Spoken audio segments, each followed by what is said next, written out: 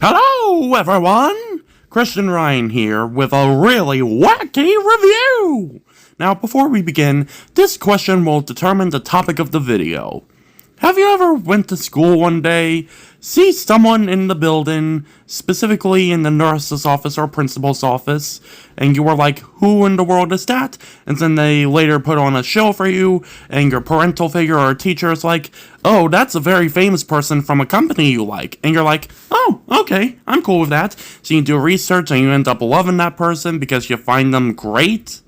Well, that's how I met Ronald McDonald. Because one day when I went to elementary school, I was walking through the building, saw Ronald greeting some kids in the nurse's station / principal's office, and I was like, who in the world is that? And basically, he put on a show for us in the gymnasium / auditorium, and my teacher or my parents were like, oh, that's Ronald McDonald. He's part of that McDonald's corporation you like. And I'm like, oh, okay. And I assume I did some research of him about him on YouTube, and I became a Ronald McDonald fan along with a McDonaldland fan. Now, I learned about this online by reading articles and watching YouTube videos, but basically this is the history of Ronald and McDonaldland itself. You see, Ronald was created by the McDonald's Corporation in the early 60s to write off the success of Bozo the Clown, and in fact one of Bozo's performers was one of the first performers of Ronald.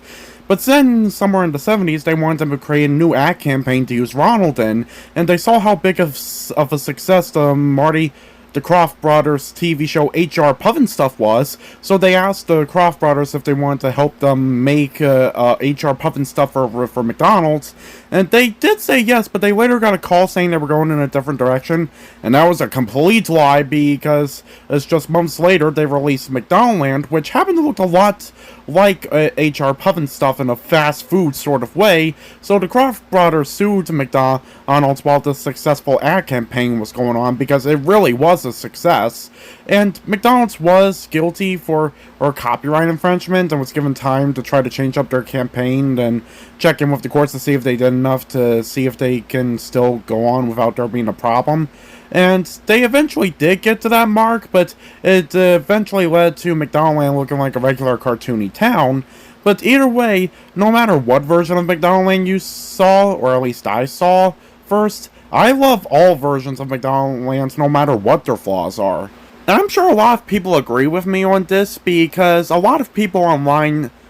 seen a lot of people online talk about, even if they're not a fan of the food, they like the McDonald's characters more than the actual menu items itself from the commercials. And they've had tons and tons of commercials over the years for people to grow up with them, like the 70s, the 80s, the 90s, and even part of the early 2000s, which is pretty crazy when you think about it. But anyway, basically I myself am like only a fan of the McNuggets from McDonald's, so I can't. And so all I can say is that I'm a fan of the characters more than the food. But honestly, other than that, they've done a successful ad campaign that's had a big cast over the years. Some of them sadly had to go because they were either too related to the HR Puffin-Stuff characters or because McDonald's didn't see their potential. But other than that, we have had a lot of characters over the years who have brought kids of all ages joy and happiness throughout the years. Like the company's main character and mascot, Ronald McDonald, a magical clown who usually likes to be the straight man for any of his friends' wacky shenanigans in McDonaldland, and not only that, but just wants to bring a smile to children's faces while so doing magic since he's not like normal clowns.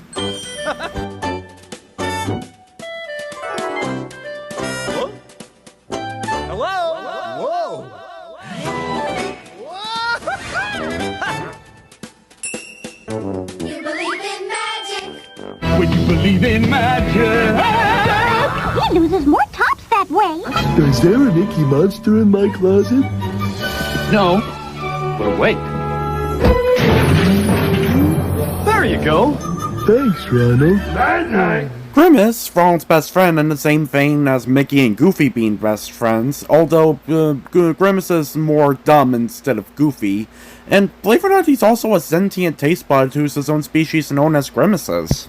I'm getting it! I'm getting it! You gotta help me, Ronald! He sounded blue. I thought I was purple. Morning for tennis. Okay, Grimace. There are the tennis rackets. Here you are, Glenn. Thank you. Wait! The show must go on! Not without my cookies, it won't. This is ridiculous! The Hamburglar, who McDonaldland's a resident burglar and kind of frenemy, since sometimes he's seen stealing burgers from everyone and sometimes he's seen being a friend with everyone, so he's kind of complicated to explain, but either way is usually iconic because of his burger thieving obsession instead of buying them for some reason, and the fact that he usually always says "robble, robble."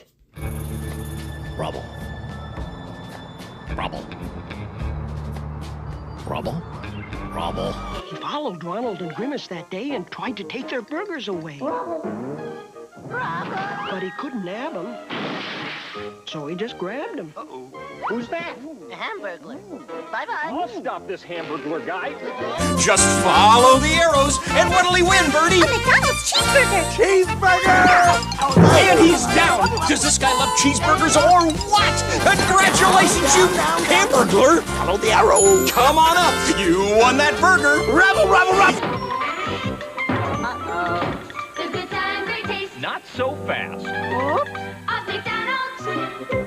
Birdie, the early bird, the bird to represent the breakfast menu at McDonald's, who loves flying and being great friends with everyone. McDonaldland's where I'll stay. You betcha. I'll walk. That's the way it'll be.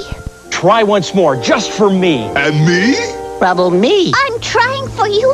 Trying for you. Oh, I'm flying. So Birdie flew in true early bird style, up, down, for miles and miles. Wow, flying is grand. Those are the last ones. So, how's Birdie feeling now? Oh, much better. I made her a Happy Meal like you said, Ronald. Oh, dear. Oh, Ronald, the Happy Meals need handles. Okie dokie.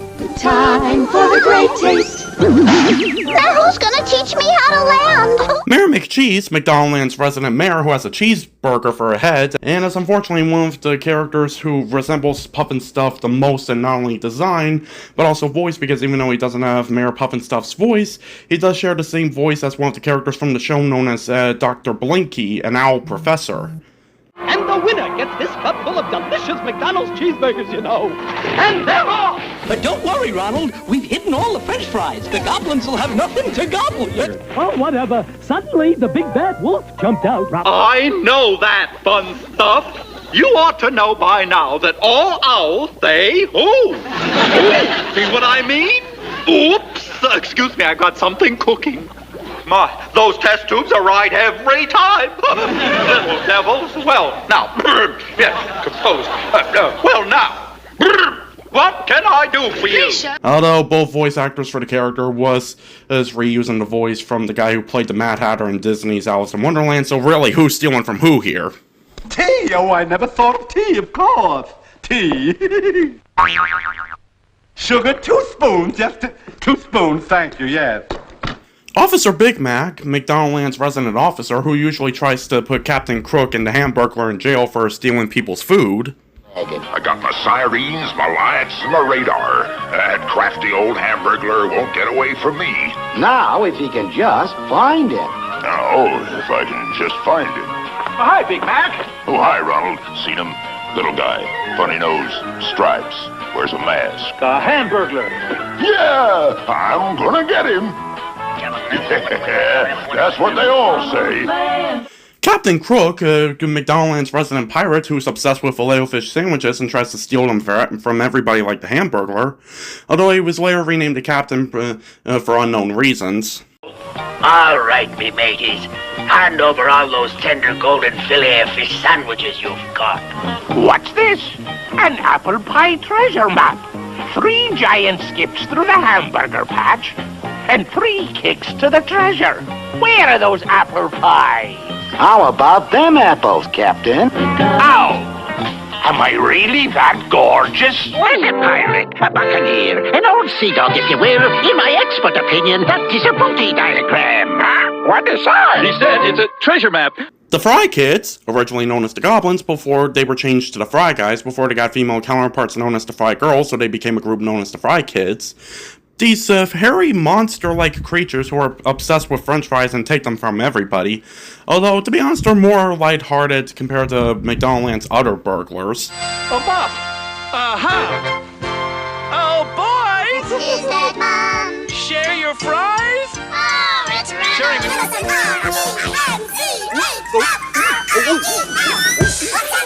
Surf Knurf! Huh? There's a giant fry-eating bush outside. And it ate all our fries. A fry-eating bush, huh? Come on. There it is. Aha! Fry Kids! Oh, that's the old pile of Fry Kids that looks like a bush tree. I told you we should have been a tree. You'll never catch us. You'll never learn. Driver, get us out of here. Where to? The professor, McDonaldland's resident scientist, who used to be obsessed with trying to create better foods than McDonald's, but always ends up failing, so now he makes inventions in his spare time that's not even food-related, apart from possibly creating McDonald's Chicken McNuggets. My psychedelic electric hamburger machine will make the best hamburger in the world! Boom!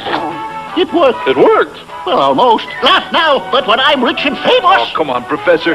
Wait. Maybe if I discombobulated the phragistat.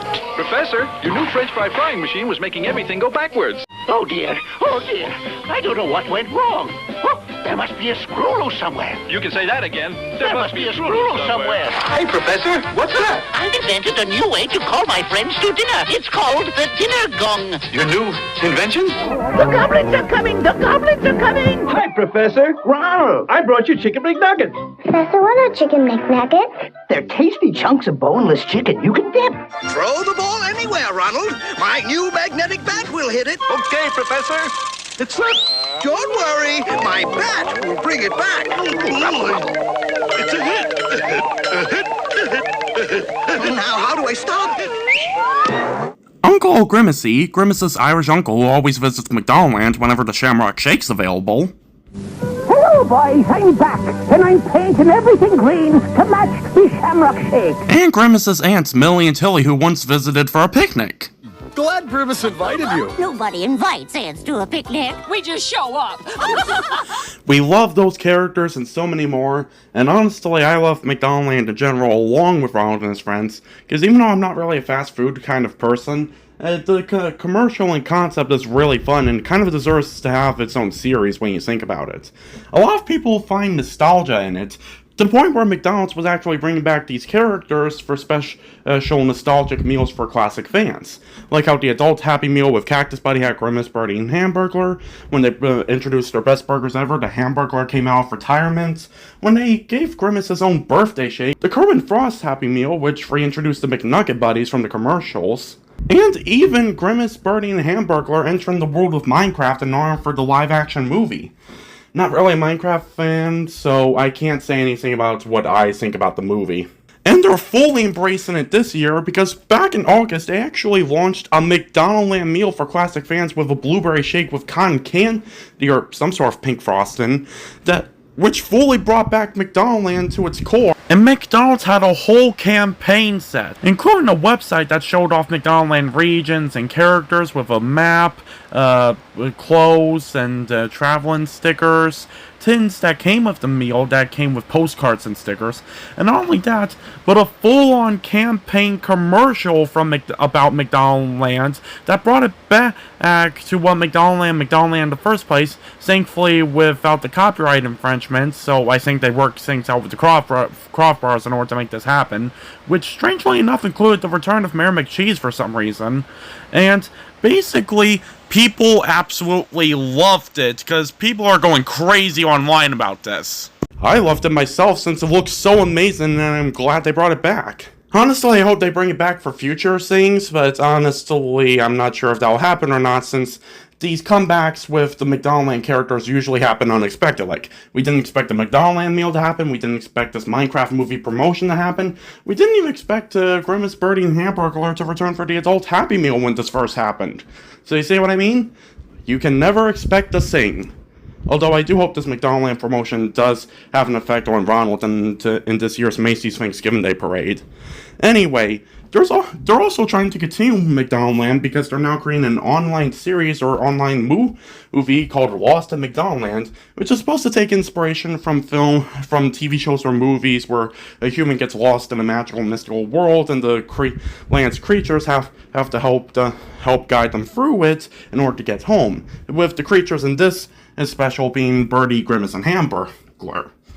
And honestly, it does look very promising in my opinion. And by the time I'm recording this, it's not out yet.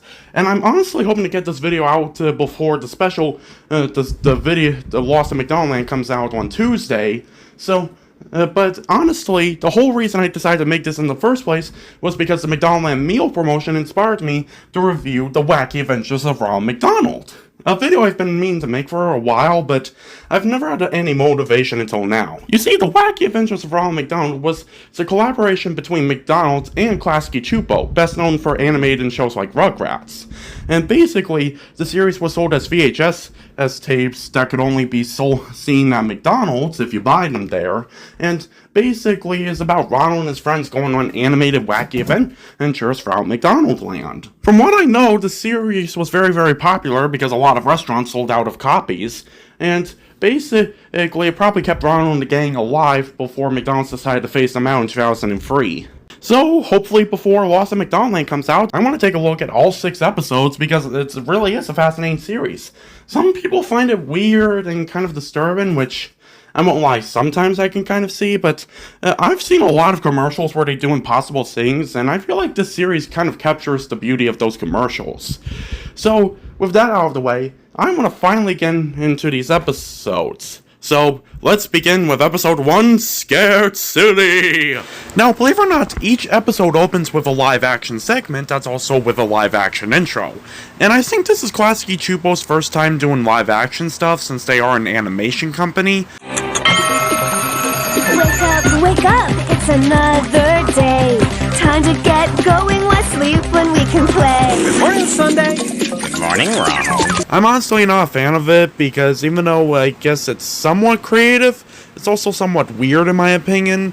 But and for some reason the music feels weird to me too. But either way, there is something else I do want to bring up. You see, Ronald has had a slew of actors who have portrayed him for the TV commercials over the years. Some of the ones people remember when they talk about the commercials is King Moody, who played Ronald from 1969 until 1985. You'll never forget how to ride a bike. That was fun. But I think it's time for breakfast at McDonald's. Detour? Okay, here goes. This isn't my day. Stay. Hamburgers for Ronald. I think this is trying to tell me something. McDonald's hamburgers! I should have known. Squire Fitzgerald, who played Ronald from 1985 until 1991. And fun fact, he's actually the first Ronald McDonald performer from the TV commercials to reprise his role as Ronald to be featured in a feature-length theatrical film. Isn't that interesting? It's me, Ronald McDonald, and I'm on the set of my very first motion picture ever. It's a movie called Mac and Me, and it stars my little friend from outer space here. His name is Mac, and I want to introduce you to him. Mac? Anybody seen Mac? Where'd he go? Paging Ronald McDonald. Well, listen, I've got to go now. You're wanted in makeup. Makeup? Me?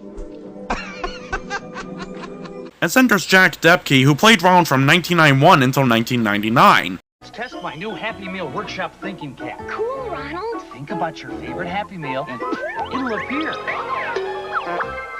It worked. 2? One's for you.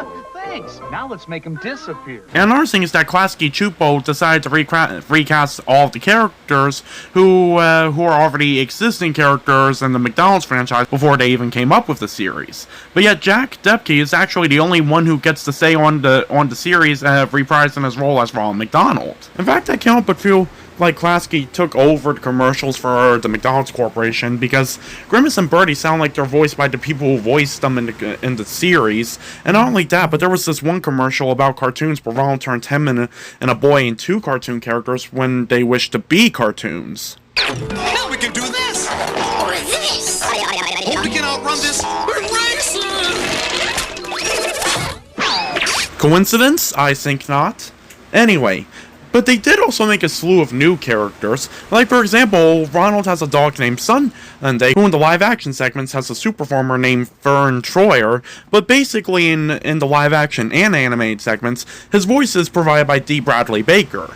Anyway, the episode actually begins with Sundae watching a scary dinosaur movie, and Ronald accidentally scares him when he walks into the bedroom. Hey, you're gonna give yourself nightmares watching that stuff. Well, I can't stop now. The dinosaurs are eating their way through Central Park. Is that Attack of the Dinosaurs? Why didn't you tell me? I love that movie. So Ronald decides to watch the movie with Sundae, and basically that's when an alarm goes off and scares the both of them. But it turns out it's an alarm to tell Ronald that someone's calling him on his picture phone, and eventually he made that predated video chat. Anyway, the person who happens to be calling him is a new character for the series and a friend of his known as Tika, voiced by Jasmine A. Corona. Hi, Ronald. Oh, hi, Tika. What's up? Well, it's a really nice day, and winter's right around the corner. So I was wondering if you and the gang might want to go camping together out in Farflung Forest. Great idea. Fresh air, campfires, and I can try out my new tent and a flashlight invention. Ronald decides to use another invention of his to check to see if the weather's good for a campout, but... Weather's perfect for a campout. So Ronald lets Tika hang up the line so she can get ready for the trip, and that's when his friend Grimace calls. Ronald, I can't watch any more TV. No, it's scary. Grimace in this series is actually voiced by Kevin Michael Richardson, a very well-known voice actor, and to his credit is actually the only one in the voice cast who tries to imitate the voice actors that came before him when it came to voicing Grimace. And honestly, he does a really good job at it. Even though everyone else in the voice cast is fine in my opinion and does a okay job with doing their own new takes on these already existing characters, I am wondering what was wrong with the people who came before them, because they either got some people who are really good at their job or some really well-known voice actors to play the characters. The two people for well-known voice actors I can think up on the top of my head that McDonald's actually got to voice their characters would happen to be Frank Welker voicing Grimace. Boy, I wish I could go to Storyland. I'm your furry godmother. Your wish is granted. Grimace! Wow, I'm in Storyland. And Russi Taylor voicing Birdie, which kinda explains why Birdie sounds a little bit like a Minnie Mouse when you think about it. Ronald! What's wrong? Grimace was supposed to order 3 zillion Happy Meal toys 3 inches tall. So? Look! Oh, it was wonderful. George, it was the neatest thing ever. And it brought a tear to my eye. Anyway, Grimace calls Ronald because he's really scared of what's happening on TV. Now every channel I turn to is movies with vampires and monsters and baby ducks. Believe it or not, that duck thing actually returns in future episodes. Anyway, Ronald invites him to the campout too, which he agrees to, and basically asks Sundae to get his flashlight invention so they can test it out. And then that's when Birdie, he calls him on the other line. Ronald McDonald! You will never believe it! What, Birdie? Aliens, Ronald! Aliens! Birdie in the series was voiced by the late Christina Cavanaugh, who's best known for playing characters like Chucky in Rugrats and Dexter in Dexter's Laboratory. And she honestly does a very good job of trying to create her own new Birdie voice without trying to make a Minnie Mouse sound on the voice that Russi Taylor provided. Although, now I'm wondering if they ever want to hire a new voice actress for Birdie so they can continue making commercials like this. I wonder if that voice actress might take Russi and Christine's performances and mix them up to create a new, unique Birdie voice. That's just my thought, honestly. But anyway, Birdie is dealing with supernatural activity going around in her mind because of her stolen bird bath. I'm certain a spaceship came down and took away my bird bath. It was here 1 minute and gone the next. Ronald invites her to go on the camping trip, and she agrees as long as there's no spaceships involved. And that's when Ronald tests out his new invention, and it doesn't work. But there's no time to grieve failures because they've got to get to the campsite. And that's when they switch to animation. You see, basically, for the first 3 episodes of the series, they had a very unique style of trying to switch from the live action to the animation, where Ronald and Sundae have to jump into this giant bald pit, which leads to this very big slide they can slide down to get to their garage, and when they're going down the tube, Ronald morphs into his animated form. Kind of unique if you ask me. But anyway, that's when Ronald and Sundae get into the ball pit and agree that probably wasn't as fun.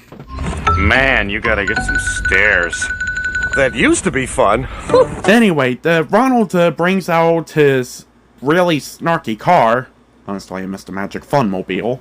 And basically, that's when all of Ronald's friends arrive and they drive to the campsite. And that's when Tika explains that she always wanted to go camping in far-flung forest, but she's always been too scared because she heard of the ghost stories of the far-flung phantom. A story Hamburglar is really interested in. Now, Hamburglar in this series is voiced by Charlie Adler. And I'm not including Charlie Adler for a new voice cast because there's a possible chance he probably voiced Hamburglar before, seeing how there's a commercial called the Hamburglar Touch, which is like the King Midas touch, only Hamburglar's trying to turn everything into cheeseburgers instead of gold. And in that commercial, Hamburglar's voice sounds like characters Charlie Adler has performed before, giving off a similar voice, like Cow and Chicken and or Buster Bunny. And not only that, but Hamburglar's voice in that commercial almost sounds a little bit similar to the Hamburglar in this VHS series. Now this is my kind of story. Rabble cheeseburgers. What's the matter? Scared? Cheeseburgers? Touch. Cheeseburger. Touch. Rob a big cheeseburger. Hey, why don't you whip up something magical, Ronald, and we could get there in no time, eh? Ah, phooey. Touch my face. There must be some way of getting him to use his magic. See what I mean? Coincidental. Also, if you ever wanted to hear Charlie Adler say Robble Robble as Hamburglar, you can only find that in the Hamburglar Touch because in this VHS series for some reason, they get rid of Hamburglar's iconic Robble Robble and make him speak full sentences like a regular person. I mean, McDonald's tried a little bit of that in some of their commercials, but at least they tried to keep in the Robble Robble. Anyway, basically, Ronald assures Grimace, who's frightened by this, that it's just a story for the campfire, and so they start singing a song to calm Grimace's nerves about what's great about the great outdoors as they get to the campsite. When they get there, everybody gets a buddy, and that's when the people on the show try to make Tika look suspicious, because she is. Tika, you dropped something. Oh, yes, well, I brought this walkie-talkie in case we split up. We could stay in touch, but oh, darn it, where's that other one? Oh, that's weird. Everyone at the campsite needs to have a buddy, and that's when two of the McNuggets decide to have Grimace as their buddy behind in his backpack. Now, there are 3 McNuggets in general that are supposed to be different from the talking McNugget puppets from the commercials. And even though they don't have a name, they are referred to as McNugget 1, McNugget 2, and McNugget 3. And Charlie Adler is obviously McNugget 3 because I recognize that sort of voice anywhere. But you must admit, outside it's really leaky. But we have no idea who the other 2 McNuggets are, because even though Pamela Adlin is casted as McNugget 1 and Lisa Rodrigo is listed at McNugget 2, since I'm not familiar with those 2 voice actresses, I'm not familiar with which McNugget is which. I don't see what everybody's complaining about. Haven't they ever been hiking before? Is there any more ice for my soda? Nope, sorry, all out. These conditions are barbaric! But either way, I got a strong suspicion that Pamela is McNugget 1, which is the blue one, and that Lisa is McNugget 2, which is the red one. Anyway, I just want to mention this now, but basically, the Fry Kids also appear in this episode, and this is actually their only episode appearance. And the 3 of them are voiced by Nika Futterman, Paul Greenberg, and Kav Sosi. Anyway, the episode continues to make Tika look suspicious by looking at a mysterious camera that's looking at the path, and telling Ronald that they're going the wrong way despite the fact she claims she's never been to the far-flung forest before. For a first-time camper, you know how to find your way around. I do know one thing. You're off the trail. Anyway, Ronald says they have another hour before they get to the campsite, so they decide to take a break. Anyway, Hamburglar wants Ronald to use his magic in order for them to get to the campsite, but Ronald refuses and says that they can handle it after taking a rest. So Hamburglar, being stubborn as ever, decides to use a bear call that he has for some reason to try to scare his friends into thinking a bear is nearby. But there's one thing about the bear call he didn't know. Everybody's gonna be so scared if this thing works. Oh, it works all right.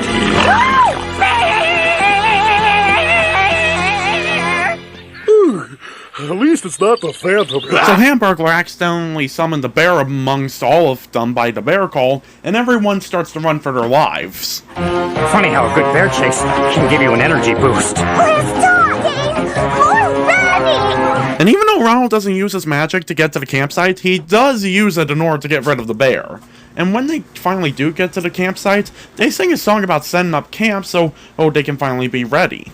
After that song's done, everyone gathers by the campfire, and Ronald decides to go on a walk with Sundae as Hamburglar decides to continue Tika's story about the far-flung Phantom.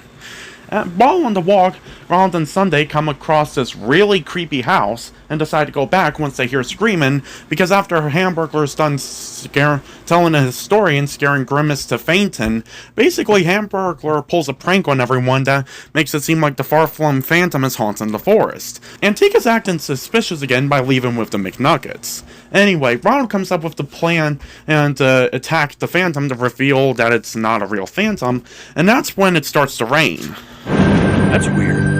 The weather's supposed to be nice all weekend. Ronald, you let your finger tell the weather because your invention failed. What are you talking about? Anyway, basically, Tika and the McNuggets finally come back, and that's when everyone decides to pull out the rain gear. But we didn't bring rain gear because it wasn't supposed to rain. We did. Be prepared. That's the McNugget motto. Be afraid. That's the Grimace motto. Ronald, using his clown magic, takes some plants and turns them into umbrellas to protect them from the rain. But that's when the wind comes in and takes everyone's rain gear away, and that's when Ronald decides to lead them to the spooky house since that's the only shelter they have around in the forest. Once they get inside, more cameras are spying on them, and that's when the door automatically locks behind them. Come on, it's just a door. Besides, it looks like there are lights on. So they start singing a song about how even though this place is giving them the creeps, they have no better choice on a dark and stormy night. This place is creepy, but you must admit you won't do better on a night like this. What kind of place can this be? Who could live in here? What family? So they go through random doors to see if they can find somewhere to stay, but they come across this room where they come across a bunch of doors. And that's when a floating ghost head named Franklin appears and decides to give them a riddle. Never push and never pull. You're finished when your plate is full. Exercise your force of will. You proceed by standing still. I don't know what's wrong with you fraidy cats. I've been opening doors all my life. Come on, guys. The Fry Kids tried to knock on the doors, but they end up falling through a trap door, and basically that's when everyone figures out the riddle. Basically, they have to stand still on the plate set that's behind them in order to see which door opens up, and when that happens, they go to another room where there's a phone, but the walls start to close in on them. We'll be crushed!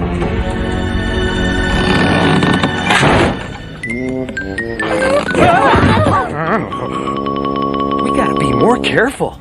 But thankfully, they come across another room, which happens to be a giant library. But Hamburglar accidentally leans on something which makes the McNuggets disappear, and when he tries to bring them back, that's when he accidentally brings out a giant maze where Franklin appears again. It's not hard to understand. Find the door with your left hand. No mention of a left paw, is there? Ronald knows the answer to Franklin's riddle this time because his uncle actually owns a maze, so he's actually learned a way to try to get out of a maze. You just start walking with your left hand touching the wall to your left. What does that do? Well, you might have to walk through the whole maze, but if you don't ever lift your hand from the wall, eventually you'll find your way out. After singing a reprise of the Night Like This song, but with different lyrics, they end up in another room. I knew Ronald could get farther than I ever could. And try to get to the door, but the door keeps moving away from them. So Grimace comes up with the idea that if they span in a circle, the walls won't move anymore. And it turns out to be working. This is so exciting! This is the farthest I've ever gone! Until it's revealed that the room happens to be a hologram, and Franklin is the true mastermind behind this whole madness. And he says if you can answer his riddles, they can win their freedom and their friends back. Tika's the first one.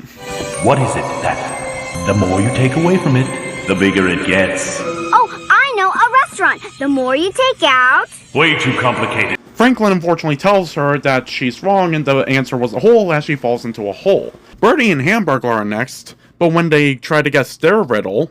What is it you can feel outside, hear inside, but only see when it's full of dust? Mothballs? A dust mop? Very good answers, but wrong. Franklin tells them it's actually the wind as they're blown away. And it's finally Ronald's turn where he's given a difficult riddle. What costs nothing but is worth everything, weighs nothing but lasts a lifetime, that one person can't own but two people can share. Ronald's not sure what the answer is until Grimace accidentally gives him a good idea of what the answer may be. The answer is friendship! Franklin, believe it or not, actually has a fit over the fact that Ronald guessed it right and goes away to try to find the more difficult riddle so Ronald can't answer it. And that's when Ronald discovers there's actually a TV cable which leads to a door that's connected to a TV camera that's been spying on them. And when they open the door, they find out that their friends are there, and not only that, but they're with a kid, who turns out to be Franklin. So Franklin's not really a floating ghost head, but he's actually a kid who's been doing everything. And he's just so happened to be voiced by Alex D. Linz, who actually reveals that Tika and the McNuggets were in on his plan to scare Ronald and the gang. You're just mad because somebody beat you. They haven't beaten me yet. Anyway, you've never made it past the second level. And these nuggets? Pathetic. Without these pathetic nuggets, you never would have been able to lure Ronald here in the first place. I don't know about never. Hey, I'm making a point. Ronald comes in to tell Franklin that his game's over and that he wants to hear 2 words from him. You win! Okay, you win. But that's when Franklin's dad comes in, played by Maurice LaMarche, who turns out to be the world-famous Dr. Quizzical, who is not happy that his son basically tried to scare a bunch of random people, and the fact he used his dad's technology without his permission and reprogrammed it to make it look like a haunted house. So you're the famous Dr. Quizzical. Dad's a super genius.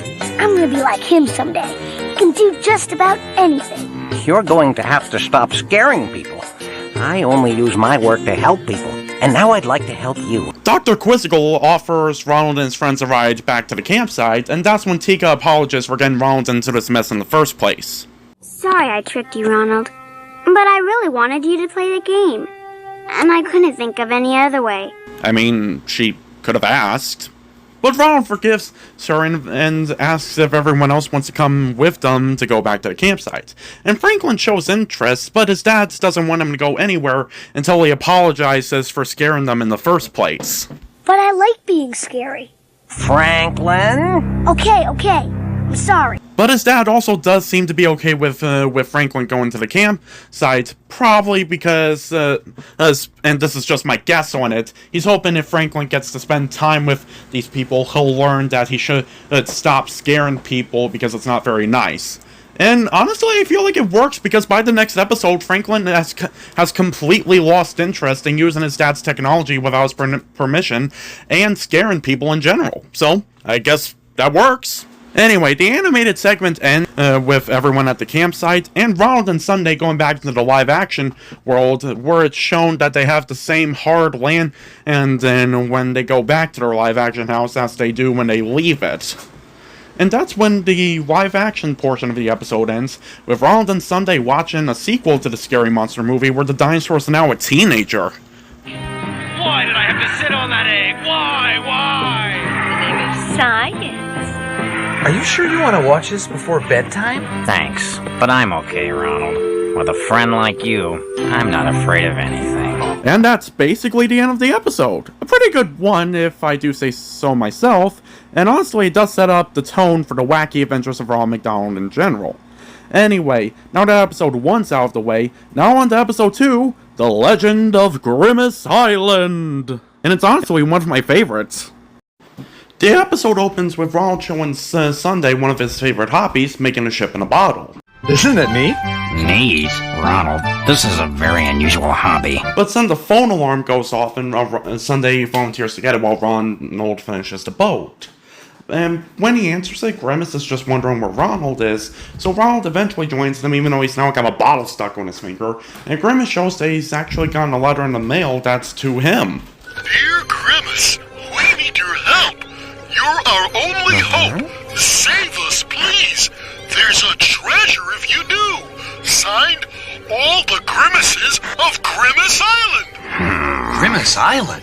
Yeah, it's the original home of all the world's Grimaces. A great big island that's been lost for hundreds of years. Lost Grimaces. Why am I not surprised? Believe it or not, the McDonaldland meal campaign would actually reuse Grimace Island for the brand new version of McDonaldland. Now it's pretty much in the center of where the giant body of water of the land and it's where the Fig Shake volcano lives that makes the McDonaldland shake. Pretty interesting, huh? Anyway, Grimace isn't sure if he can do it alone because he's kind of a coward. In fact, according to Grimace throughout the VHS, as a lot of the Grimaces on Grimace Island are cowards. But Ronald volunteers to help him along with some of our friends in order to make sure he doesn't feel as scared. And so, he calls up Birdie and Hamburglar to tell them what they're going to be doing, and they're all in on it, and Ronald tells them to get their new friend Franklin while he gets the boat ready. Grimace Island, here we come! Do you think we could ever just have a normal adventure? Hello, little dog had a question. Anyway, this is the only episode where they use that slide that actually takes them to somewhere else instead of their garage. This time being McDonaldland's dock, where they have the boats. And Ronald happens to use the boat he has from his ship in a bottle in order to act as their ship that they're going to use for the trip. Well, First Officer Sundae, have you ever in your day seen a finer ship in all the seas? Stunning. Did I mention that I get seasick? Ronald's friends appear as they're being relied on by Birdie to carry her really heavy suitcases that carry her expensive perfume.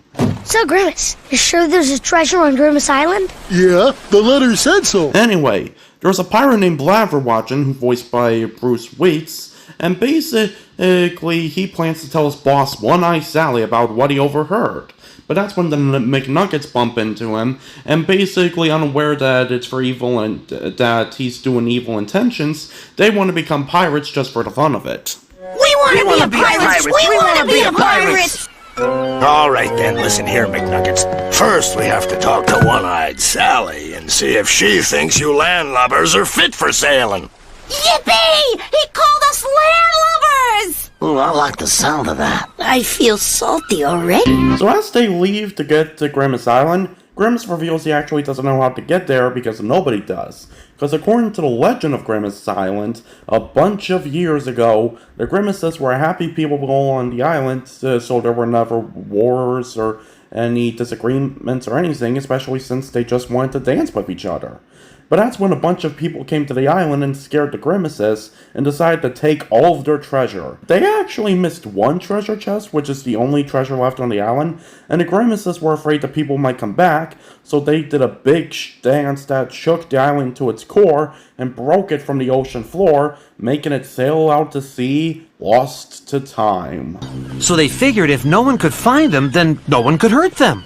Or steal their last treasure. That's why nobody has seen them since. What Ronald and the gang doesn't realize is that they're being followed by One-Eyed Sally's submarine.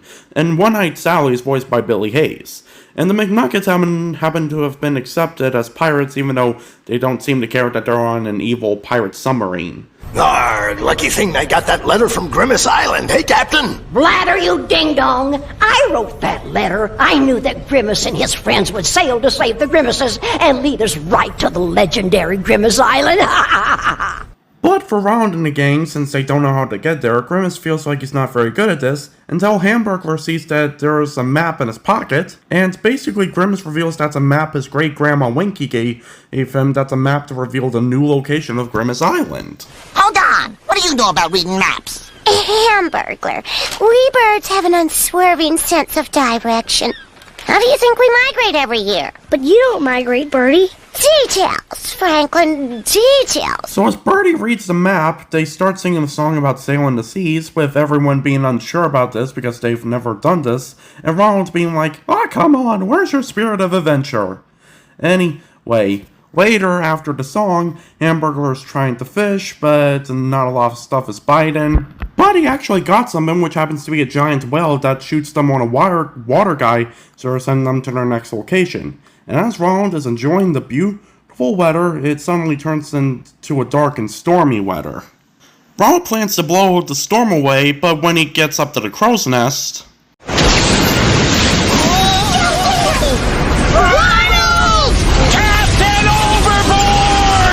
They try to find Ronald to see if he's okay, but it turns out he somehow got a hang glider and is heading towards the water. Someone throw him a life preserver! I got it! Hang on, Ronald! I'll save you! Poetry in motion. And that's when they get into a song about Ronald surfing on Grimace, calling him a surfing king because he's actually an expert at this. Go, Ronald, you're the boss! The coolest cat! Oceanside. Go, Ronald, take that ride! But then Ronald and Grimace unintentionally bump into One-Eyed Sally's periscope from the submarine, and that's where she shoos them off back onto their pirate ship. But then once they get near the island, that's when they come across someone following them. 1 second, Sundae. This is the tricky part. Okay, what is it? Octopus! Oh, no, that's no octopus! It's the Kraken, the biggest sea monster in the world! They're able to get rid of the monster, but then One-Eyed Sally and Bladder have to deal with it. But it turns out they can't fire any torpedoes at it because Bladder forgot to pack the torpedoes. Fire torpedo 2-1! They're almost near the island, but that's when they come across a whirlpool, and Ronald comes up with the idea that they have to jump in it in order to survive it. And turns out it kind of works, because even though none of them are dead, they are in water now. But turns out and when they get there, they are under Grimace Island, and that's where they meet a bunch of other Grimaces, and they start singing a song, which it's Grimace, about Grimace feeling at home here. I feel at home here. I'm understood. Glibbity, that's how we say glibbity, glip hop. What's up today? Oogly doogly, hip rap, oh, gibbity, glip hop, glip. The Grimaces want them to follow them, but it turns out it's only to take them to their leader, King Gunga, also voiced by Kevin Michael Richardson, who wants to scold them for coming to Grimace Island in the first place. You have broken ancient Grimace taboo. No one is allowed to visit Grimace Island. You have come, and now others may follow. Now our treasure can never be safe. Ronald tries to justify this by having Grimace show them the letter they sent, but King Gunga reveals to them that they didn't send the letter, and that's when One-Eyed Sally reveals herself and shows that she wrote the letter. Also, have Ronald and the gang met her before? Because they already know her name for some reason. One-Eyed Sally! Anyway, she plans to fire at them, but the McNuggets who are controlling the cannon aren't having fun anymore, so they want to leave. Are you having fun anymore? Nah, are you? So I stopped having fun a while ago. Let's quit. See you, Sally! All right! Hey, Ronald! Can we play with you guys? Sure! Anyway, they do eventually fire at them, but apparently they're firing fish. What? I mean, I guess it's effective, but still, what? Anyway, basically they leave to go to the treasure, and Grimace sulks about how this is all his fault, and he's afraid to stand up to the pirates, but Ronald says that Grimace has to owe it to the other Grimaces, and prove that sometimes being a coward doesn't mean you can't be brave sometimes. So King Gunga allows Grimace to borrow a feather, because Ronald comes up with a tickling idea for some reason, and basically when they get to the pirates, One-Eyed Sally makes Grimace drop the feather, so they hang them upside down, but that's when the other Grimaces come forth following Grimace's lead, and basically King Gunga allows him to take another feather, as Grimace finally corners the pirates who have the treasure chest. You are very rude, pirates. I want you to leave the Grimace treasure alone. One-Eyed Sally and Bladder leave, as the Grimaces award Grimace for being so brave, as they let him have the last treasure, because as it turns out, the treasure is for Grimaces who can show bravery, and nowhere Grimace has done that before. So Grimace just so happens to be the first one, so he's allowed to have the last piece of treasure that's on Grimace Island. Pretty cool, huh? Anyway, Ronald calls upon some butterflies to carry a basket to take them home, as One-Eyed Sally and Blaver are stuck in the middle on a boat surrounded by a bunch of sharks. As the animated segment ends, Ronald and Sundae go back to their house, and the live-action portion of the episode ends with them showing off the Grimace family movies, which shows off some of Grimace's family members, like Grimace when he was a baby, great-grandma Winky Grimace, another grandma that I currently forgot the name of, and even Grimace's parents. You know, Grimace, I have to say you have your mother's eyes. And you have your father's prominent chin. Really? And that's the end of the episode.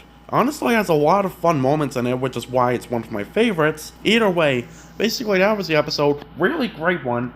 But now it's time to move on to the third episode, otherwise known as Visitors from Outer Space.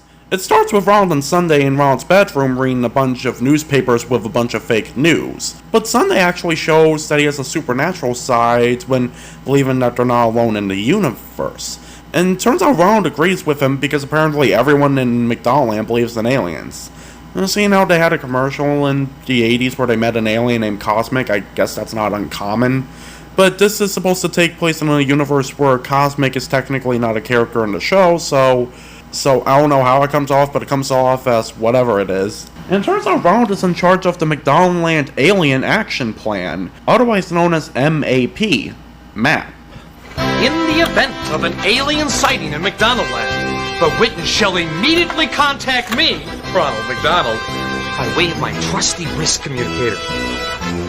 Then Ronald shall see to it that the alien siren is activated, so that all of McDonaldland is alerted to the alien visitors. After Ronald reads the plan, basically Hamburglar calls him on his wrist communicator saying that aliens are here, and that's when Ronald puts the plan into action by doing step 1, activating the alien siren, which catches the attention of Grimace, who's getting a fur cut, the McNugget buddies, who are having an audition, and Birdie, who's in the middle of her karate class.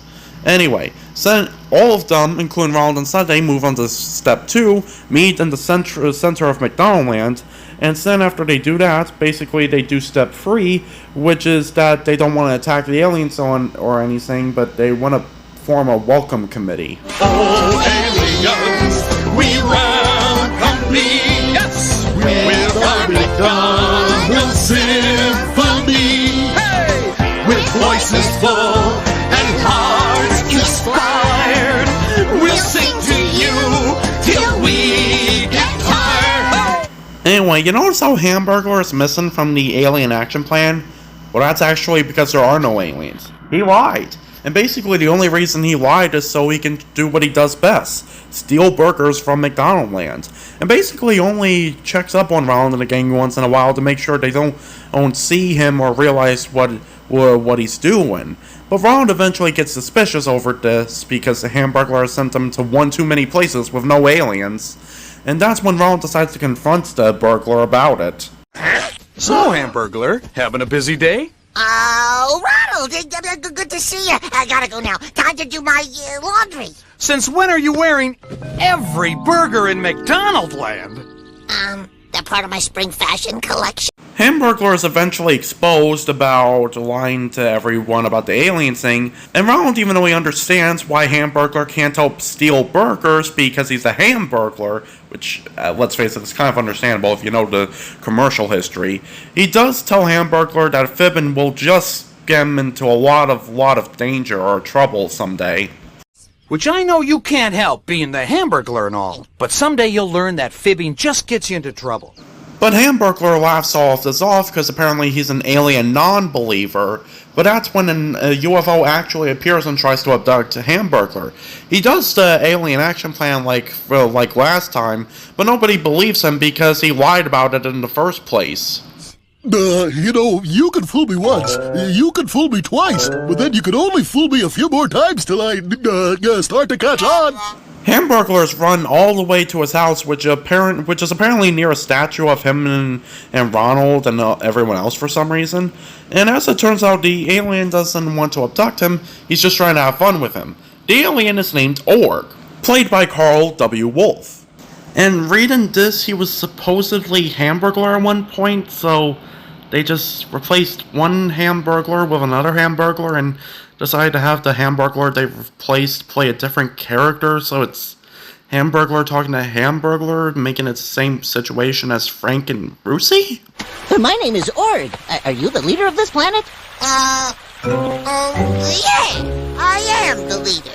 I'm the Hamburglar, and this is Hamburglarland. Neat. Do you enjoy having fun? I do. What kind of fun? Playing tricks on people and such. Sure, I like that a lot. You know, I have a feeling we might just get along. What? Org uses his alien magic to turn everything into Hamburglar's prison black and white stripes and hides in the fountain whenever anyone suspects Hamburglar's up to something. But Org turns everything back to normal so they won't suspect a thing, and basically that's when his parents, played by Carol Kane and Richard Mole, are searching for their son because it turns out they're on vacation and this little trip of his is kind of in between their free time. This is cutting into our vacation time! Come here, you naughty thing! Ron leads them to Org, who happens to be hiding in Hamburglar's house, and that's when Org asks his parents if Hamburglar can come along with them on their vacation, and Hamburglar thinks the vacation sounds nice, so he agrees to their offer, but he gets himself into trouble with because he doesn't realize how long he'll be gone. How long will I be gone for? Just one Kremlin. Oh, good. Which is 3,000 of your Earth years. What?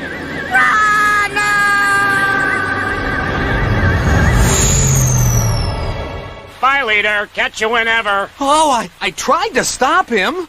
Everyone except Ronald isn't sure if they should save Hamburglar or not because of all the trouble he makes, but they sing a song eventually realizing that even though he's a troublemaker, things won't be as much fun without him, so they agree to go save him. Hey, Hamburglar, we're coming through for you. Hang on, buddy, here we come.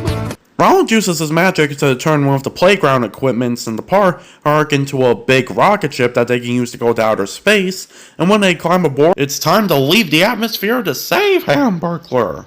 This is it. 10, 9. Blast it! Okay. When they're in outer space, Grimace presses a button Ronald told everyone not to press, which releases them from their seatbelts and makes them rise into the air, so Ronald has to press the anti-gravity button in order to make them float back down.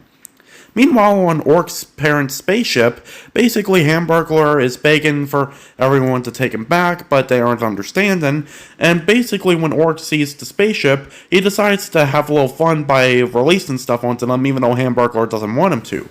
Stuff like marshmallows, chocolate goo, and even sprinkles. And that's when Hamburglar gets into a song begging for his friends to rescue him because he's not having fun anymore.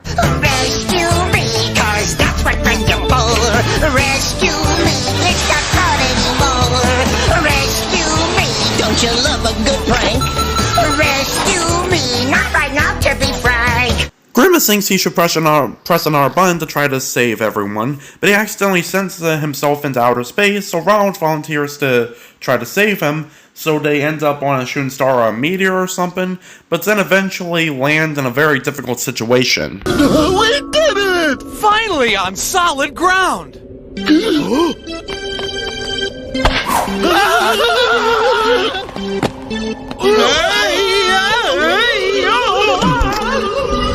Hold on! We're gonna crash! Good thing it had a head on both ends! When they get back, they realize their spaceship is pretty dirty, so Ronald calls on an old friend to help. I am hungry. Believe it or not, this character actually appeared in several commercials before.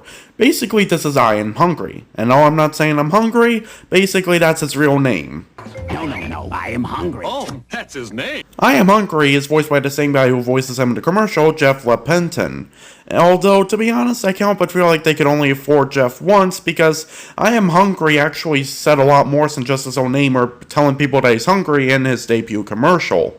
You got it. Give me food. Oh, yeah. Not so fast! Who turned out the lights? Ooh, nice shorts. Yeah. To you. Oh, boy. Uh-oh, heads up. Come on, I want lunch. That was close. Oh, nurse. Let's get rid of this pest. Give me food. Give me All food. right. One cheeseburger to go. What? No fries? But yet, in his other commercial appearances and in this VHS, he only says his name or saying that he's hungry. So could they only get Jeff once? Anyway, basically, Hamburglar tries to find a way out, but he accidentally launches the alien's dinner instead. That lands on 2 different planets who sink the other one through the other fruits, so they get into an intergalactic food fight that destroys Orc's spaceship. And Ronald decides to sing a song to calm the aliens down before their spaceship's destroyed too, and that's when they offer Orc's parents a ride to their first vacation spot while also getting Hamburglar back. So, anything you'd like to say, Hammy? Or should I say, troublemaker? Nice day for a picnic. Anything else? All right, I'm sorry. It's all my fault. I fibbed. We know. I took burgers. We know. I painted Sunday's tail. Huh? Didn't know that. Everyone does eventually forgive Hamburglar, and Ronald says they'll be at the station in a jiff. But that's when the extra weight provided by Orc's parents, who are bigger than the spaceship itself, causes the spaceship to lose altitude, so they're about to crash land on a planet. And this is all because I told one little fib. No matter what happens, from now on, let's all agree, no fibbing. But thankfully, the planet they're landing on happens to be the station for the aliens' first vacation spot. And basically, Grimace accidentally presses something, wondering what it does, which turns out to save the day. And Hamburglar apologizes to the aliens for fibbing in the first place, confessing that he's not the leader. And basically, Ronald invites the aliens to come back to McDonaldland anytime they want. So as they leave, the aliens finally get to enjoy their vacation, and Ronald and the gang get to go back home to Earth safely. Although Ronald and Sundae still have a difficult time in landing in their own house when they go back home. Sundae, remind me to install a safety net before our next adventure. Will do. But that's when Hamburglar calls to properly apologize to Ronald and Sundae for the mess he's gotten them into in the first place and thank them. I was just calling to say that I'm glad to be back home in McDonaldland and not spending a kreplach in space. I know this whole mess was my fault, and if it wasn't for you, I'd still be out in space. Oh, don't mention it, Hamburglar. It was a team effort. Everyone agrees that they learned an important lesson about fibbing that day, and that Hamburglar decides to hang up for the night as Ronald and Sundae get ready for bed, but not before they decide to have a conversation to tell the difference between teasing and fibbing. Well, you know when Grimace pretends to throw a stick and he yells, "Fetch!" and you run away? Well, yeah. That's teasing. Oh, like when you say, which hand's the cookie in, but it's not in either hand because there's no cookie? Exactamundo. And like when Hamburglar walks in here and says he's on a no-hamburger diet? Well, now that's not teasing. That's a gigantic fib. In fact, fibs don't get much bigger than that. Anyway, that's the end of the episode, and that would actually be the last episode released in 1999, and that's when the series would go on a brief hiatus until 2001, probably because stuff was going on behind the scenes. Like, I think they decided to change up the live-action segments because even though the animated segments in the last 3 episodes are similar to the first 3 episodes, the live-action portion of the episodes, which is the ones they don't really focus on as much, has a completely different style change compared to the original live-action segments that comes with a new intro. And not only that, but around like 1999, as I said, is when Jack Doepke decided to step down from the role of Ronald McDonald, so that means he doesn't play Ronald in the VHS series anymore. And so, the guy they do get to hire to play Ronald for McDonald for both the VHS series and the TV commercials is someone named David Hussey, who's honestly the most different portrayal of Ronald ever. Because I don't know if this was because McDonald's wanted to change up Ronald's character, but basically for the TV commercials and the live-action portions of the VHS series, basically Ronald's a completely different character. He used to be a magical clown who was also the straight man to his friends' cartoony shenanigans, and basically loved bringing smiles to kids' faces while telling puns. But basically, even though some of the stuff stayed the same, like the puns and making kids happy, he was now a wacky man who usually joined in on his friends' crazy shenanigans. And not only that, but basically didn't have magic powers anymore, but instead had cartoon physic powers.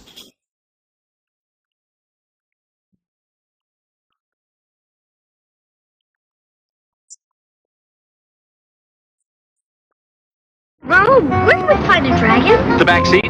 Probably not. Medieval England, 1323? Probably yes. Wow! I totally blend in. Scotty, we get this one right, we're going to McDonald's. Okay.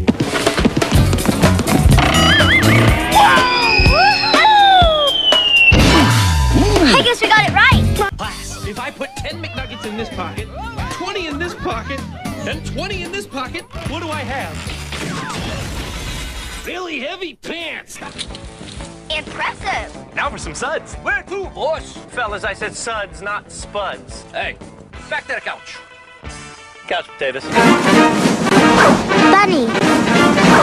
Sailboats, how about a Happy Meal? Don't mind if I do. Used to be rodeo clown. Gesundheit? Allergies. Oh, found the dragon. Time to roam. Rome? I love Italy. Ronald and me, how cool would that? But I think they were also trying to make him look like a caring figure in case kids were having troubles, as exampled by a 2006 or 2 DVD-only episode series known as Make Kids, which is basically Ronald hanging out with a bunch of kids at a clubhouse doing fun activities. What's your favorite set of wheels, Kim? None. I tried a bike once, but I kept falling off. I don't think I'm good on wheels. Well, everybody's good at something. You just have to try lots of activities till you find one you like enough to want to practice. So, imagine the Make Kids DVD series as Barney and the Backyard Gang, only they're sent around doing different activities like fitness and such, and the giant purple dinosaur has been replaced with the fast food mascot clown. Okay? Anyway. Basically, David Hussey actually became the second longest performer for Ronald compared to King Moody, and basically stopped performing him around 2004 when they decided to make Brad Lennon the current performer of Ronald McDonald, when they decided to give him a redesign that they were hoping to use before they eventually phased him out. Although this design is actually still used by Ronald McDonald suit performers whenever they do public events to this very day, including the Macy's Thanksgiving Day Parade, believe it or not. But either way, basically for the brand new version of the Wacky Adventures of Ronald McDonald's live action portions, basically David Hussey played a different Ronald that he usually plays for the TV commercial compared to the other previous Ronalds. And not only that, but even though the only time he ever tried to do a Ronald similar to the people who came before him, it was only for the live action portions, and even though now, whenever he voices the character in animation, and even though he tried to put on a similar Ronald to the people that came before him when it came to the animated portions did try to adapt to David's new wacky, crazy side that he brings to Ronald. So, it's kind of a mixed bag when you think about how Ronald's portrayed in this series. But either way, let's move on to the episode, which actually has a brand new intro sequence. And I'm actually more of a fan of this one because it feels like it would fit in with Wacky, since it's the Wacky Adventures of Ronald McDonald. And not only that, but it has a pretty catchy beat to it, to the point where I made a cover of it once on here on YouTube.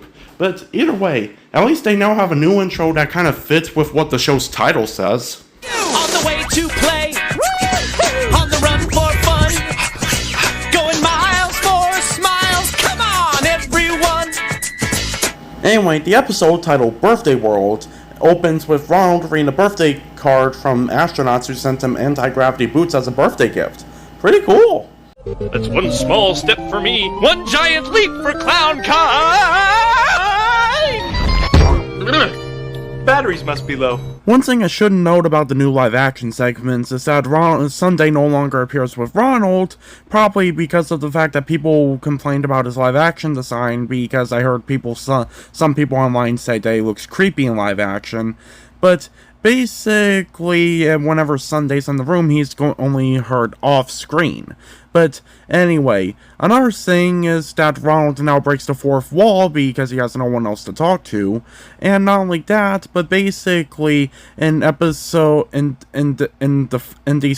these last 3 episodes, basically Ronald almost gives away the entire plot, but stops himself before he can stop you from watching by saying, "But I'm getting ahead of myself." And no, Ronald can't tell the future. It's just that for some reason when they made these live action segments, they decided they should no longer take place before and after the adventure happens.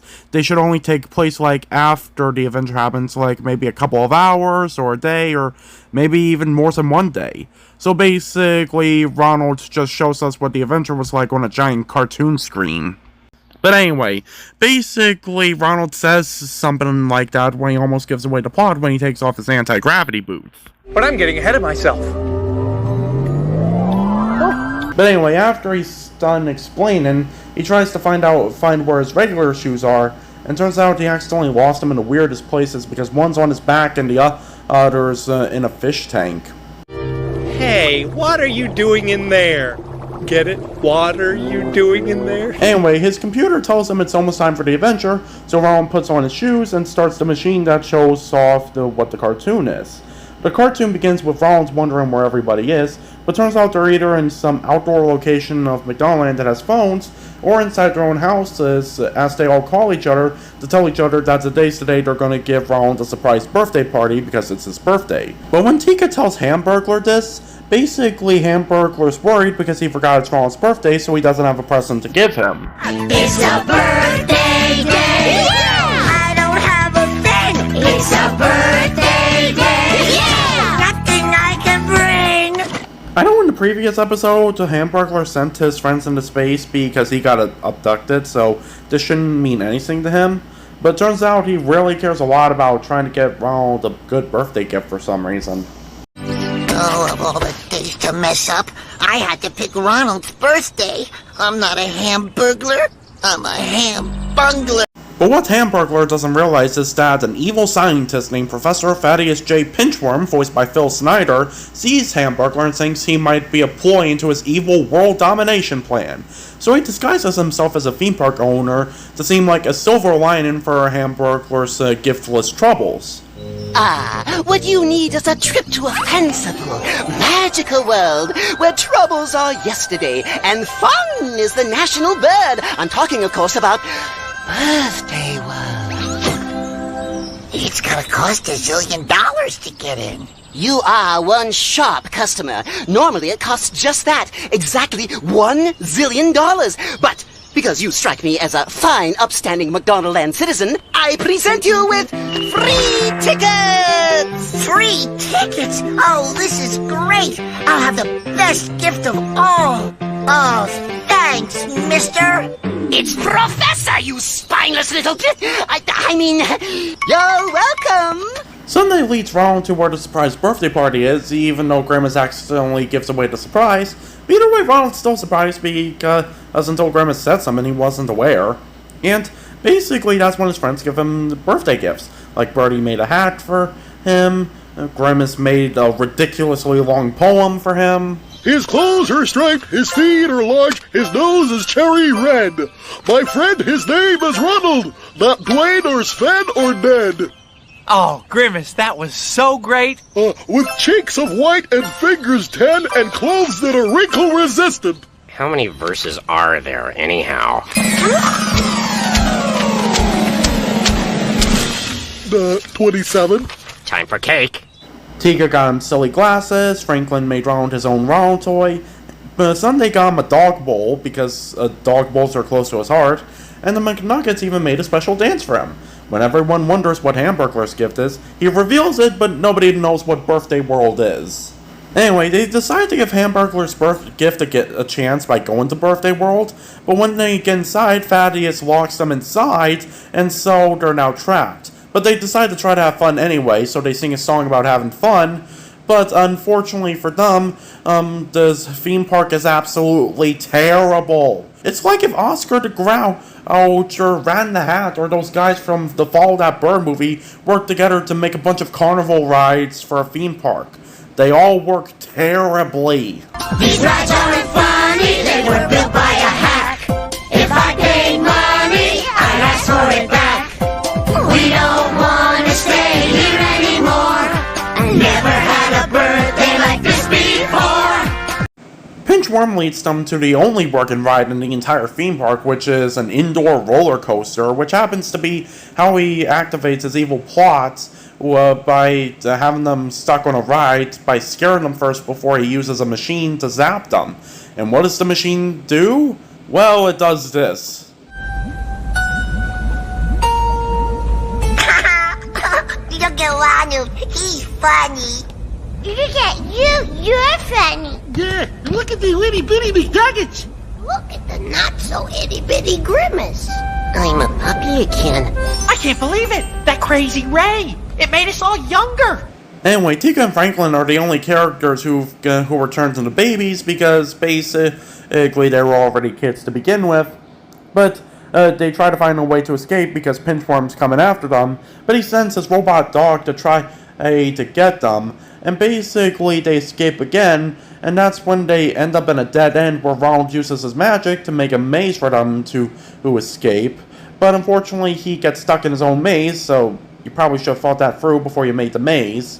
And that's when he uses his magic to make a bush come to life to try to get Pinchworm, but when they try to find a place to hide, they end up in a place where Pinchworm wants them to be, as he reveals what his evil plan is. Don't you see? I'll be the only one who can stay up late. The only one who can reach the top shelves. The only one allowed to hold the remote control. In short, I will rule. You're mad, I say. Mad. Oh? Do you think a madman could make this? Yeah, probably. Yes! Thank you, Ronald! Glad someone agrees with me. And that you say it. Anyway, Pinchworm reveals that they were only tested for his portable old baby ray gun, but turns out he has a giant one that he's going to sap the entire Earth with to turn everyone into children so he can rule the world. And basically, after he turns off the TV, he turns on several distractions to lure around and the gang away from the rays so he can trap them, but Ronald is somehow the only one who sees through it, meaning that somehow he's the only one that somehow stays mature even though he's a child now. But either way, basically now it's up to Ronald to save the gang while they sing another song, and while the gang suffers things that they aren't particularly fond of. But after they escape, Sundae picks up Pinchworm's scent and tracks them down to a secret lair where the controls for the big ray gun are. And I will admit, I kind of laugh a bit when Pinchworm refers to them as mascots because that's kind of funny in a way. But basically, he's preparing to throw the big switch to turn the whole world into a bevy of babies. What's a bevy? Bevy, a large grouping, usually of quail. Anyway, everyone plans to use Ronald's birthday gifts that are physical objects to try to save the day, like Grimace's poem acts as their final words, Ronald uses his silly glasses, dog bowl, and hats to cover the McNuggets to try to scare Pinchworm, and then Birdie puts the glasses on Pinchworm, which causes his eyesight to be disoriented as he accidentally presses a vat of goo button, and Sundae deactivates the baby ray. But Tika and Franklin get into a button fight for who can press more buttons that activates the ray again, and Pinchworm traps everyone in nets, so it's up to Hamburglar, the only one not in the nets, to use the Ronald figure to save the world. You mean you want me to save the entire world? Yeah! Not that there's any pressure on you. Come on, Hamburglar. For once, do something right. He fires it, and it clocks up, and it jams the whole ray, which causes it to go berserk haywire, and that's when the ray explodes, turning everyone back into their normal age before they were ever on that ride in the first place. And basically, as for Pinchworm, he's been reverted into a baby, and his dog somehow mistakes him as a dog bone for some reason, which is kind of dark.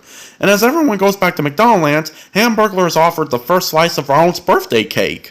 So you're not mad at me? I mean, I didn't exactly get you a great present. Ah, Hamburglar, the best birthdays are when you get to spend time with friends. And that's just what happened here today. Unfortunately, this episode doesn't make it clear on what the moral is, so I guess that's the moral. And as Ronald ends the cartoon, he does comment that even though he forgave Hamburglar, Hamburglar and Trouble are a good match made in heaven. Hamburglar and Trouble go together like Sundae and a chew bone. I heard that. It's a joke! But then Ronald notices he's gotten a late birthday gift from Grimace Island, who gives, as the people from that island give him a surfboard, which is pretty cool. And Ronald ends the episode by testing it out on the waves.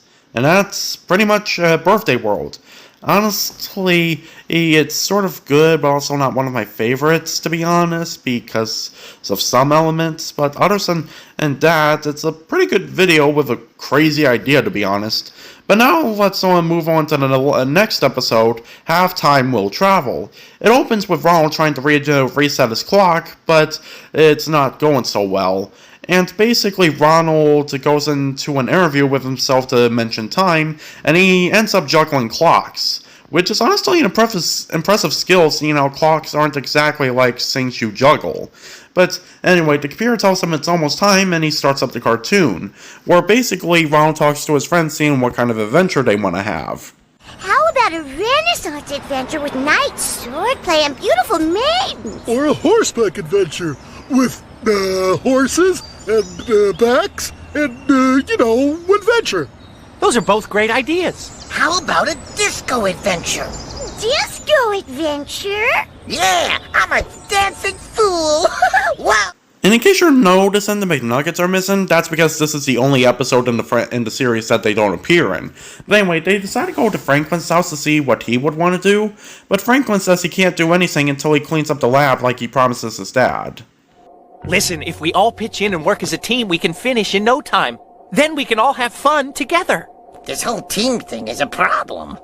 You'll get over it. So everyone agrees to help Franklin clean up the lab as they sing a song about it. Cleaning up the lab, we're cleaning up the lab. We'll scrub those stickers, get them so clean they'll squeak like sneakers. But as Sundae dusts a mysterious machine, it opens up as Franklin reveals that it's his dad's time machine. And everyone decides to go in it because it's so cool, even though Franklin doesn't want them to because he's not allowed to touch it. But Hamburglar thinks that they can use it to probably skip over a few hours and have all the chores behind them, even though that's not exactly how it works. But he presses a button anyway, which activates the machine, and they're sent back in time all the way to the Stone Age where dinosaurs existed. Anyway, Hamburglar and Grimace run in fear as Birdie wonders what kind of dinosaur it is. I wonder if that giant T-Rex is Sue. You know, they found her bones recently. I've seen pictures of her in books. Whoa, this is no time for an archaeological news flash, Birdie. We have to get back to the attic right now. Right now. But they can't, seeing how the dinosaur eats the time machine, and Hamburglar and Grimace wants everyone to come into the cave because they found something really crazy. Caveman versions of themselves! Oh, that time machine is messed up. It's got people and dinosaurs living at the same time. That's not how it was. You know, I never thought this cartoon would actually acknowledge that or try to call out the Flintstones for being the show that has cavemen and dinosaurs at the same time. But anyway, Ronald encourages the others that they should try to get to know the caveman versions of themselves better, because even though, they're pretty distinctly different, they have some similarities to each other. But Franklin reminds everyone that they have to get to the attic right away so he won't get in trouble, and that's when Ronald gets the idea that they should use prehistoric hamburgers to get eaten by the dinosaur to get back to the time machine. Thankfully, they don't end up in the digestive system. But either way, they try to figure out how to get this thing working, and they send themselves into medieval times. This is definitely not my attic. These are definitely not my tights. Ooh, I adore the costumes. Anyway, they build themselves a stone wall to try to protect themselves from the knights and horses that are coming their way. And Birdie thinks they're nice people, but it turns out they're not really because they kidnap her and plan to cook her. To the castle! Have no fear, Birdie! She can have some of mine! Ronald calls a bunch of horses for his friends to ride to get to the castle in order to save Birdie. Technically, Grimace's horse rides him because Grimace is too big for him. But either way, Basically, at the castle, Birdie tries to escape the chef that tries to cook her since they lost the 4 and 20 blackbirds. But anyway, Birdie tries to convince them to free her because she sings, and she can probably cheer up the king by singing the song for him. And even though they agreed to let her do that, it doesn't go so well. Hit it, boys! A king is a marvelous thing. Of king I sing. It's bad that you're always so sad, or maybe it's just that you're mad. Poor Birdie, this is terrible. Yeah, she never could carry a tune. You call it that entertainment? The king sends her to the dungeon, and Ronald comes up with a plan that Hamburglar should try to free Birdie while he and the others distract the king. The king actually likes what they're performing, and they perform a reprise of the caveman song, only they make it dedicated to the king, but their act goes awry when they accidentally pull down the king's clothes, which reveals his underwear, and they're sent to the dungeon too, along with Hamburglar for breaking into the castle. And every one of them has unfortunately stayed there for too long, to the point where they now speak in medieval and talk that's usually used for either medieval times or a Shakespearean play. Now the bleakest hour is upon us. Surely I shall be grounded for all eternity. Huh? A pox on my doghouse. Oh. Huh? And woe is me, for I pushed the very button that landed us here. Say, Grimace, is it my imagination, or is everybody talking funny? Perchance, methinks. I've got to get you guys out of here. Anyway, Ronald uses his shoes to turn the dungeon upside down as they now escape through the door and head back to the time machine and try to activate it, but that sends them to the Wild West where Hamburglar wants to have some burgers. But that's when the town mob tries to chase after him because, believe it or not, there's another burger thief that exists in this timeline, which is Hamburglar's great-granddaddy, known as Henry H. Hamburglar II. And basically, Hamburglar looks a lot like him, so the mob's confusing him for a different burglar. Ronald, help! I'm being busted for burgling burgers I didn't burgle! I'm afraid you have the wrong burglar. There's no mistaking the most wanted varmint in the whole county! So they try to hide in a saloon, but the mob catches up to them, and Grimace accidentally destroys the chandelier, which gives him and his friends a chance to escape and get back to the time machine. And Ronald comes up with the idea that they should use the button on his shirt to try to send them back to McDonaldland. And even though the time machine does send them back to a time period that is McDonaldland, it's not in the present day, it's actually in the 70s. Well, not exactly how it looked in the 70s, but, the copyright issue thing again, so they can't use it.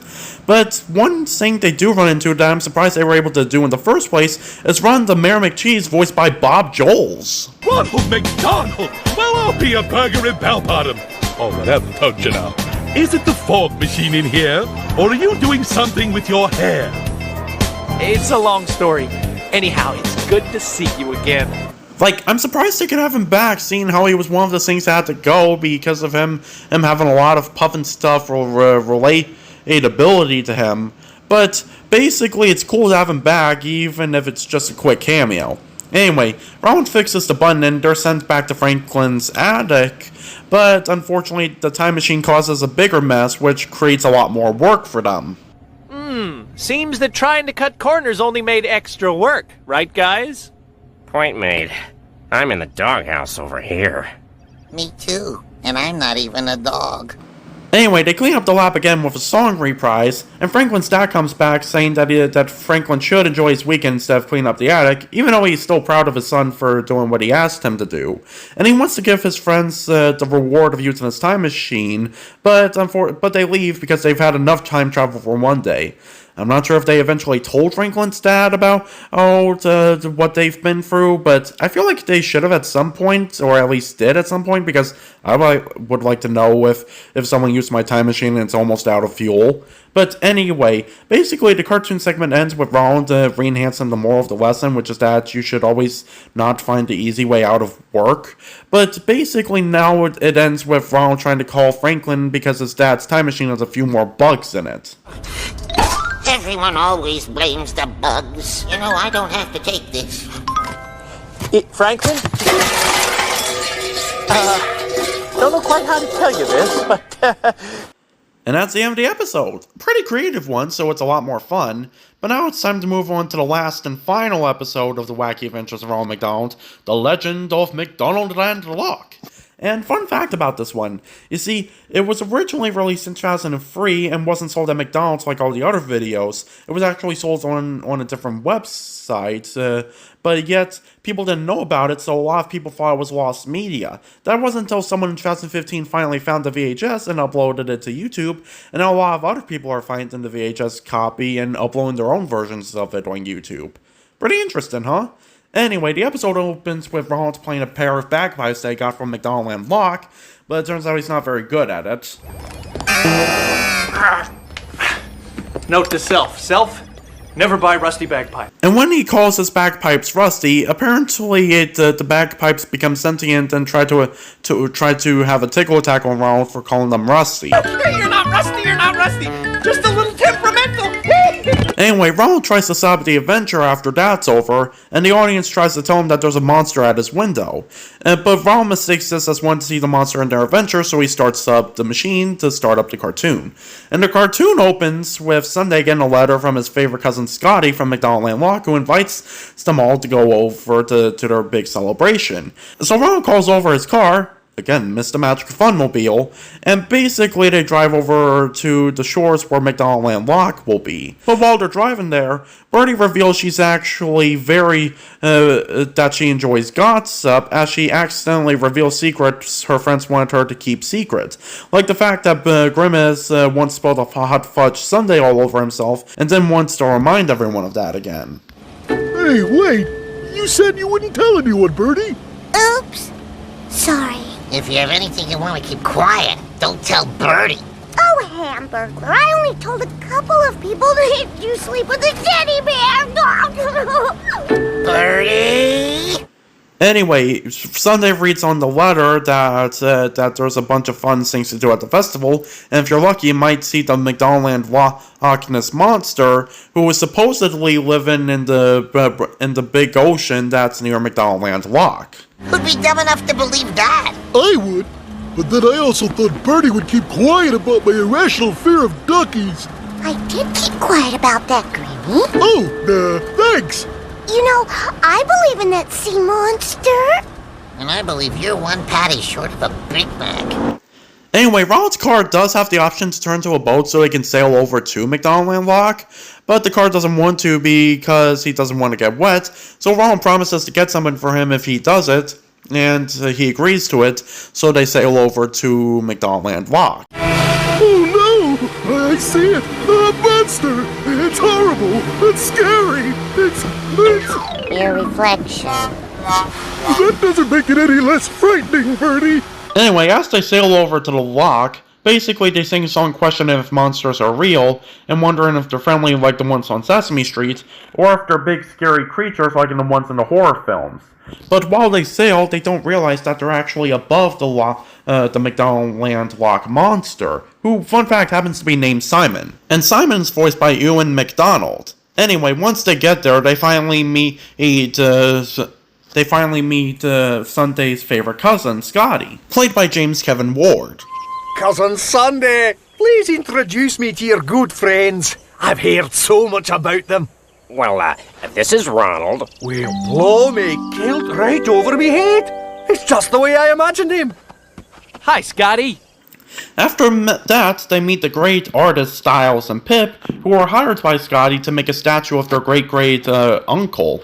And basically, they go into the castle to see where they'll be staying, but the McNuggets decide to spy on Styles and Pip to see what they're really up to, which is creating a giant fake Loch Ness monster because they want to grab the reward money and then leave McDonaldland Lock so they can do villainy. That means lots of money, right? Oh, yes! Styles? Do not interrupt me while I'm laughing maniacally. We've talked about this. Sorry. While in their room, Hamburglar scares Birdie and accidentally gets his pants ripped, so he's allowed to get some new clothes to wear so people won't see his underwear, and the clothes he gets happens to be the traditional garments for historical roots of Scotland and Ireland, known as kilts. Actually, it's a refreshing alternative to the confines of traditional men's trousers. It's the appropriate dress around these parts. Anyway, they later sing a song while trying to find the Loch Ness Monster to see if he's real or not. And that's when Birdie eventually spies Simon, who tries to cover up the McDonaldland Loch Monster, and is confused as to why Birdie's not terrified. Whoa. Hey, aren't you scared? I did mention I'm the monster. Scared? Oh, are you kidding? This is the most exciting thing that's ever happened to me. Oh, I just can't wait to tell my friends about you, especially Hamburglar. Won't he be surprised? Oh, but you can't tell anyone, please. It's not safe. The townspeople want to capture me. Why would they want to do that to a nice whoopee like you? Because they're afraid of me. They're afraid of you because they don't know you. But I'm a monster, and people don't like monsters. Well, I like you, and so will my friends. I can't wait to see Hamburglar's face. No, you can't tell anyone about me. So Birdie agrees to keep Simon a secret because he's really begging her, and that's when Ronald decides to save Grimace from a bunch of sheep who mistaken him for their mother. And when they get to the festival, they sing a song about how to do a dance to resemble the McDonaldland Loch Monster. But before that happens, basically the McNuggets either decide to try to have fun with the Styles and Pip's invention, or at least tries to stop their invention from working in the first place, by deciding to play inside of it, which makes it go haywire. Hey, let's take this baby out for a spin.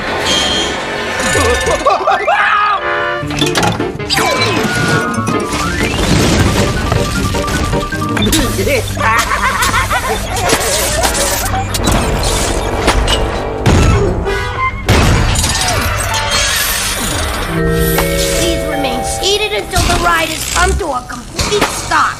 Exit to your left. The intentions are not really clear, but it's not really evil because they're supposed to be good characters. But either way, their plane causes the machine to go buggy and destroy the entire festival, and kidnaps Birdie, who at first sings to Simon before she scratches it, revealing the metal inside. And so Ronald takes one of the fences that's supposed to fence people off from the lake, and uses it as a horse to save Birdie as they hide under a bridge. Birdie, don't you think maybe it's time we ask the real monster to give us a hand? What real monster? There is no real monster. You're not breaking any secrets, Birdie. I saw you talking to him. Ronald McDonald, why didn't you say something? I know how to keep a secret, too. So I don't know how, because it happened off screen, but they somehow convinced Simon to help them, and that's when Simon takes down the monster and destroys it in a big battle. And the McNuggets rat out Styles and Pip for creating it in the first place. Hey, aren't those the guys who made that crazy monster? No, they're our long-lost McNugget brothers. Of course it's them! And that's when Ronald calls the local police force to arrest them. It was all his idea. He's the brains of the outfit. Oh, you're just being nice. He helped a lot too. Thanks for the confession. So everyone now sees Simon as a grand hero for saving the McDonaldland Loch, and Ronald decides to thank Scotty for all the fun they have by making a statue of their great ancestor for him, since Styles and Pip are in jail. And once they leave, the car stops working because he's gotten all wet, so Ronald calls upon Simon to help take them home. Well, Birdie, I gotta hand it to you. You kept a pretty big secret. At least this time no one can say a little birdie told me. So as the cartoon ends, the lesson I assume here is that even though Birdie likes to gossip, she knows when to keep a really important secret if someone really wants her to. And that's when Ronald finally sees the monster, which turns out not to be a monster at all, but instead his window cleaner. Anyway, the episode ends, and then ends the way an episode for The Wacky Adventures of Ronald McDonald usually ends, with a preview for what the next episode is supposed to be, with the preview being described by an announcer played by Jim Cummins. So keep watching. There's another wacky adventure coming soon. Anyway, each episode after like the first 3 episodes ends with a preview like that to try to give a sneak peek as to what the next episode might be. But seeing how McDonald's was phasing out the characters during the time this video got released, for a 7th episode never happened. And that's basically how the series ends. And let me tell you, it was honestly a pretty good series overall. Even though there were some things that confused or weirded me out, it still felt like the McDonald's commercials with the characters to me.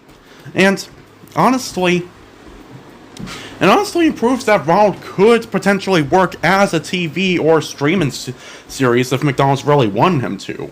And especially because Chick-fil-A for some reason is trying to get their own streaming service off the ground for some reason. Like, what's up with that? They don't even...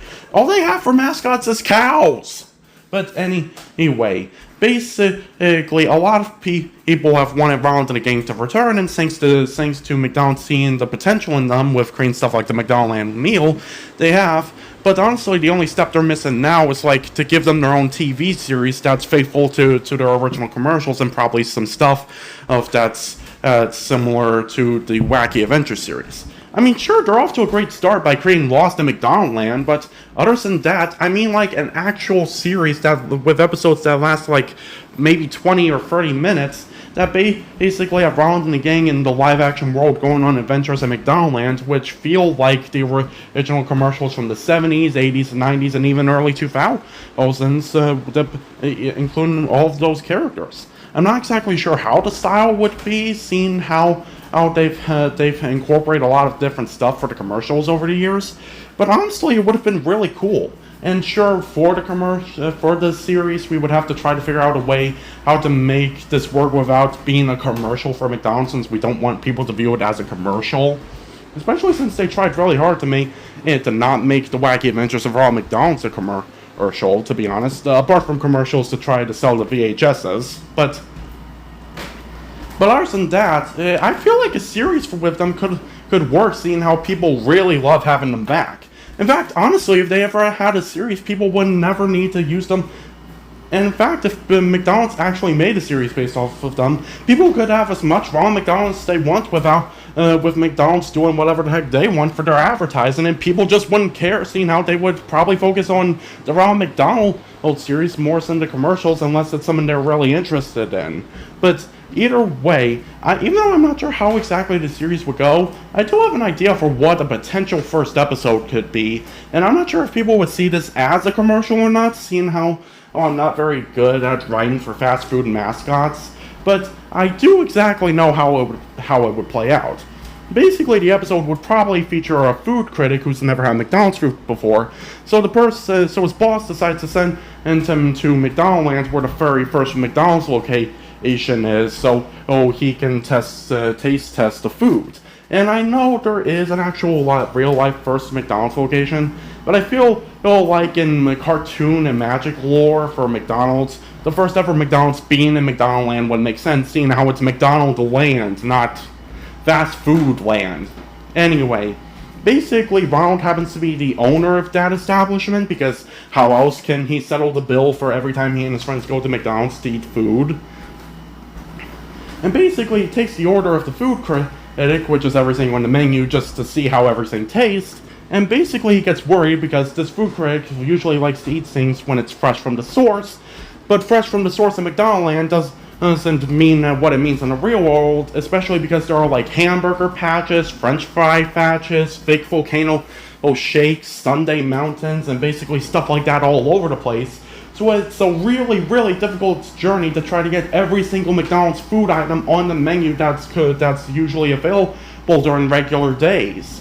So with that in mind, Ronald's kind of freaking out a bit, especially since it's taken inspiration from the David Hussey version of Ronald. He just wants to bring smiles to people's faces, and I figured it would be part of some backstory, like he's seen his parents run fast food, who joins in the past with the two McDonald's mascots that came before him, and basically he wants to make his family proud by trying to make people happy, since that was their original goal with running restaurants and such, depending on what type of food they serve. Like, it can either be fancy, fast food, breakfast, you choose your pick. So basically, Ronald calls upon his friends, Grimace, Hamburglar, and Birdie, to try to help him get everything he needs for the food critic, which basically takes up the majority of the episode to try to show off McDonaldland and what its exotic locations are like, apart from the locations we've already seen before. But either way, the episode would end with Ronald and the gang delivering everything, and somehow revealing to who the food critic what fresh from the source means and what trouble they went through to get all of this. And basically the food critic's like, good Lord, I didn't want you to go through all of that. That's not what I thought what we meant around here. And basically he eats it anyway because, well, he needs to taste test the food, and they went through all that trouble, so why not eat it since they were trying to get it for him so he can eat it. And basically he would give it a good review, seeing how a lot of people like to eat at McDonald's, and not only that, but why would McDonald's want to give themselves a terrible review? And basically that's how the episode would end, and basically that's just my idea. I'm not exactly sure how it would work out, but I do want to bring it up in case there are some people interested out there, because a lot of people, from what I've seen, like the return of Ronald and his friends.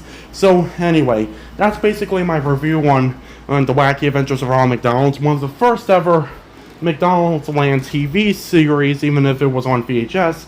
And I do mean first because the Adventure Machine was only a one-off 8-minute short for McDonald's birthday parties in the 80s, and Treasure Island was only its own spin-off 20-minute film, so it doesn't count. But either way, basically with that in mind, it's now the end of the review. Thanks for watching this, and I hope you really enjoyed it. I know I went through a lot of hard work to try to make this because I had to get a lot of commercial footage, but either way, basically that's the end of it, and I hope you enjoyed it. See you next time. Bye!